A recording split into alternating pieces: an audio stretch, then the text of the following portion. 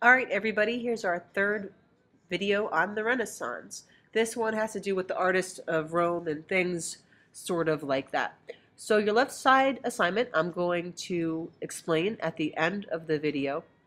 I will have your notes later in class to put on your right side. If you want to print them out beforehand, this PowerPoint is in the barn if you want to print it out in color. So the first artist we're going to talk about is Michelangelo, excuse me. This is not a painting by him, but that's a painting of him. So he was a sculptor, a painter, a poet, an architect, an engineer, basically a Renaissance man himself. One of his most famous works here is David or David. Remember, in that last video, we saw the ones by Donatello and Verrocchio, and here you see another David about 100 years after Donatello made the first one that we saw. And once again, you see the changing ideas of masculinity and what reaching a human's full potential was here. This was 17 feet tall, or it is still, I should say. So here you see the difference between Donatello's David and Michelangelo's David. Another one of his famous sculptures is here, the Pieta, and this is at the St. Peter's Basilica in the Vatican. You see a lot of classicism here, right? The influence of ancient Greek and Roman sculpture. You also see the pyramid shape. He's also very famous for painting the Sistine Chapel. This was painted on the ceiling and then the walls of the chapel. It took him several years to do it. It's a fresco, which means it's watercolors that was done on fresh plaster. And he had to make his scaffolding to do that, and he did it while resting in a turtle shell. So make you think of the Ninja Turtles a little bit different, right? So here's sort of like an up version. I have a book of Michelangelo in class if you want to see that has a lot of close-up details of this. This is the creation of the heavens, which is a part of the ceiling from the story from the book of Genesis. And you see here, at one point he's pointing to the sun, and one point to the moon. Here's the creation of Adam from the book of Genesis. This one is here.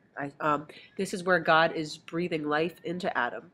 And you see the mirror image, how the arms look similar to show that man was a creation of God's image. Here's a close-up of the fall from grace, the story of Adam and Eve. You see how Michelangelo drew his, or painted his figures very masculine and strong and muscular. The Last Judgment, this actually is not in the ceiling, but back behind the altar. It's about the second coming of Christ and the final judgment where everyone would either go to heaven or to hell. So we can talk more about Michelangelo. Here's a little bit about Raphael. He died at age 37, so it sort of makes you think what more things he could have accomplished if he lived longer. He did a lot of work for the Vatican, and his apprentice, his master saw his work and realized how good Raphael was that his master just stopped painting. Here's a famous portrait of Castiglione. Him and Raphael were actually very good close friends, and Castiglione was a great patron of the arts. This painting is now in the Louvre. This painting of Raphael's, The Betrothal of the Virgin, is about Mary marrying Joseph, so another biblical scene. So a lot of his work is not secular like other Renaissance artists. This is an oil painting. You see the perspective there, right? You definitely see the vanishing point because those lines, of course, aren't in the original painting, nor are the triangles in this one. So once again, just like the Da Vinci work, you see the geometrical arrangement of figures, that pyramidal shape, possibly to represent the Trinity. Here's some of his Madonnas. If you look at the painting on the left, it may be hard to see, but on the bottom are those two little cherubs, which are actually really famous in all sorts of pop art. You see those cherubs on t-shirts and mugs and posters and all sorts of things. But a lot of people aren't familiar with the full painting.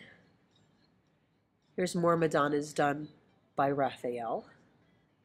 The one on the right, the Alba Madonna, is supposed to be of Mary, Joseph, and the boy on the left is supposed to be John the Baptist. So, once again, see what kind of characteristics you would see there, the light and shadowing, things like that. A famous painting of Raphael's is the School of Athens, where it shows a lot of the famous Greek philosophers and thinkers to show you that the Renaissance was that return, that rebirth of ancient Greece or Rome. Now, he did include some contemporaries himself. He's in the painting there on the right. Michelangelo, that's the close-up of what you saw earlier. Da Vinci is also sort of supposed to be, oops, we have a little bit of a transition here, I apologize. Oops. So while that's also supposed to look like Da Vinci, maybe it's also Plato, the ancient philosopher. Other ancients in here, Averroes, Hypatia, Pythagoras, you may know some of those as Pythagoras, the mathematician and the philosopher. Hypatia was a philosopher and also studied astronomy. Averroes studied music theory and geography, so all really Renaissance people back in their days, before the Renaissance, if that makes sense. Euclid, a Greek mathematician, Ptolemy, an astronomer, a geographer, a writer, Zoroaster up there. Here's another example where you really see perspective.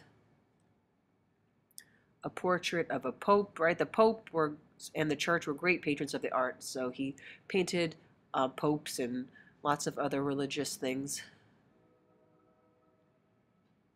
Another pope, one of the popes under the Medicis that we discussed in a previous video. Now, the popes back then were much more political, not just religious like you see today. This painting by Botticelli is pretty famous. You've probably seen it or part of it before, and it's so famous actually that in Italy, an image of it is on their euro coin. Here's another Botticelli Primavera, which means spring. He also did a portrait of Savonarola, so you really see the individualism there. He's an interesting character that we'll learn about maybe more in class. Your left side, pick any 2 paintings or sculptures from today and identify and explain, don't just list the words, of any 3 characteristics of Renaissance art that we learned about 2 videos ago. So you may have to look at some of your old notes. If you have any questions, write it down so I can help you out, and I'll see you next class.